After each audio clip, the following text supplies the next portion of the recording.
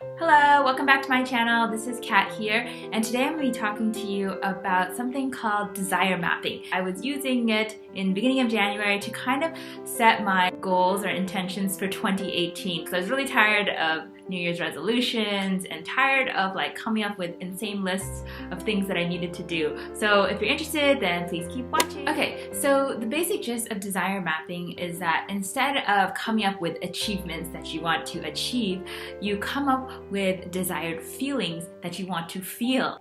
When I first heard about it from my friend Lauren, I just was like, whoa, that is so cool. And I think it really speaks to what is more natural to me, or maybe to a lot of people. Everyone talks about oh, don't just think about reaching the end outcome. Think about enjoying the process as you go along. But I was like, but how do you do that? Because I would always come up with these really insane outcomes that I wanted, and then it would just be such a grind to get to that outcome. And I never really understood the process of enjoying the ride. In my previous videos, I talk about writing a children's book, and yes, there's moments that were joyful and fun, but I really had to discipline myself to really get through it.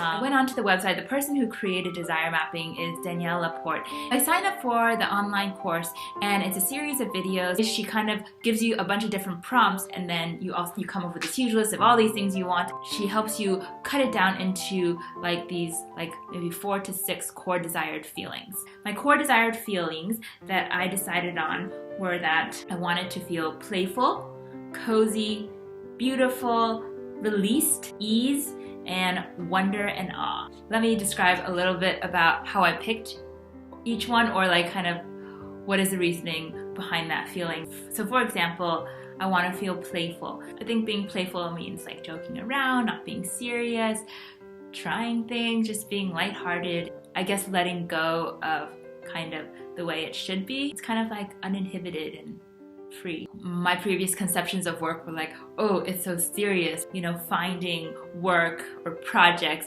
where I could be playful. These are really interesting things that I'm drawn to, but I'm not exactly sure how to bring more of that playful side out of me. Second is the feeling of cozy. This is important to me because I like snuggling, I like feeling warm, I like hugs. Well, I do, or used to really love stuffed animals because they're just so cozy and you can hug them. And I like being under a blanket. I like to turn up the heat to really high, where it's really hot for everyone else around me, but it just feels so cozy to me. I think atmospheres can also be cozy. My home, or the way something is decorated, you just see it and you're like, oh, that makes me feel like it's home.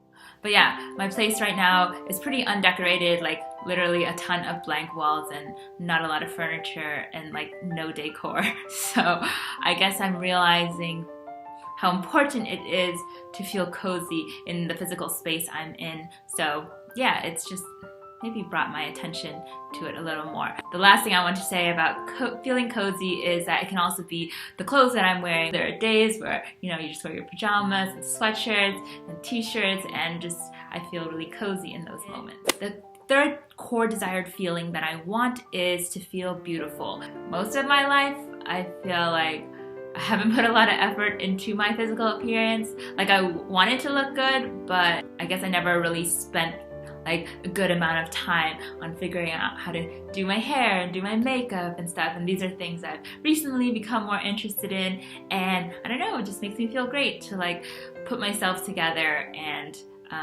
present myself to the world in the best way that I can. With that said though, I guess I'm trying to figure out how can I feel beautiful even in those moments where I don't have a full face of makeup or my hair curled and everything like that. Embracing natural beauty and things like that. I guess that's something I'm working on, but yeah, I gotta work on that one more. The fourth feeling that I want to have is to feel released. I have a lot of creative energy that I feel is pent up, or there's things that I want to say, things that I want to create, things that I want to put out into the world. At the same time, I feel held back from doing that sometimes because of fear or just no time or whatever reason, whatever excuses I come up with. I think in those moments where I can release what I think into the world, like this video, which I've been wanting to make for a long time, or like, you know, releasing my book, or even releasing like a blog post or a little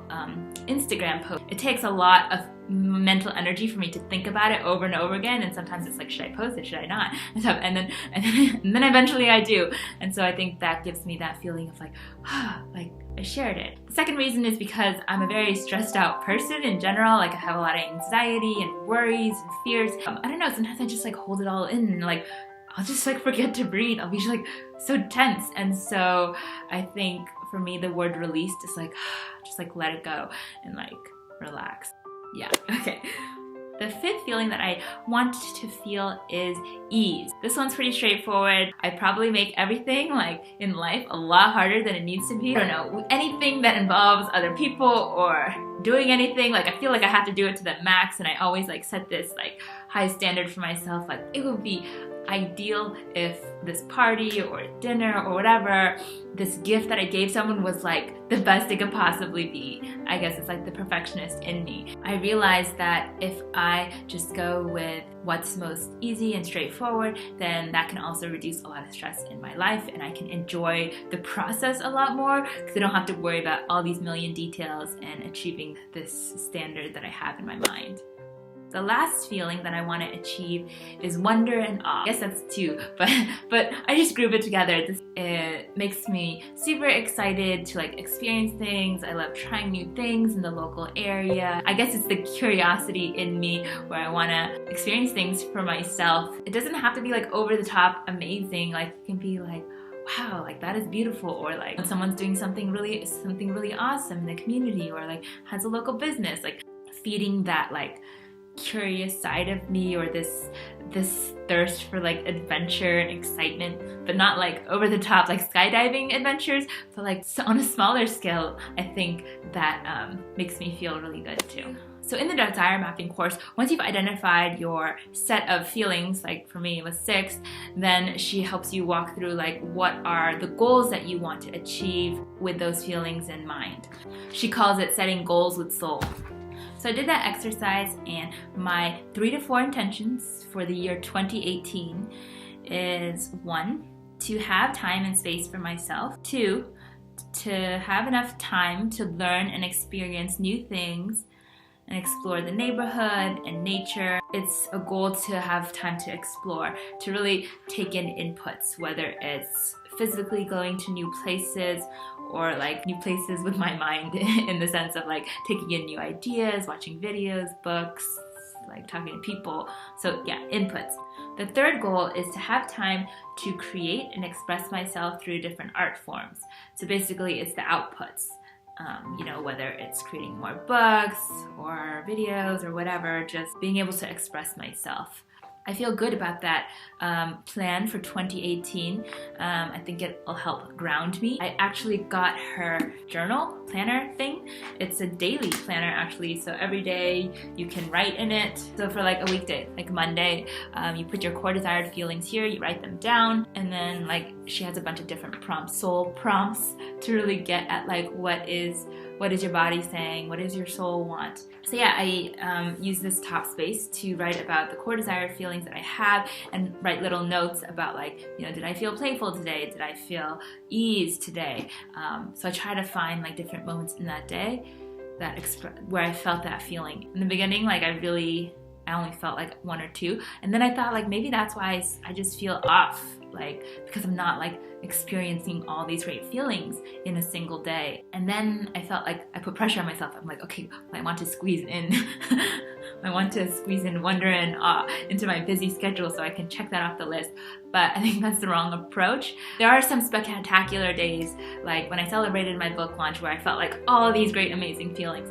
But I realized that you can also feel all these great feelings on a normal day if you kind of minimize the scope of what that means for feeling wonder and awe, like even looking at something in nature or seeing the sunset, like things that like just captivate you that sometimes go by so quickly, but if you stop and look at them, you can be like, wow, like I feel wonder and awe, or I can speak up at a certain point in a conversation to someone, and that can be like a release. I'm still experimenting with it, and I don't do it every day to track my progress, but I don't know, I just really like this approach of trying to aim for desired feelings instead of desired goals and achievements, because oftentimes we can beat ourselves up if we don't reach those goals, or it can just be like such a burden on you to try to reach those goals. So I don't know, yeah. I just wanted to share that with you. If you're interested in any of this, you can check out the links below. If you like this video, please give it a thumbs up. If you have any comments, then please leave them below. If you have ideas on like what you think your core desired feelings are, it would be awesome to hear about them. Subscribe if you want to keep following along. I want to keep doing more videos on other topics in my life. Thank you so much for watching, and see you next time. Bye!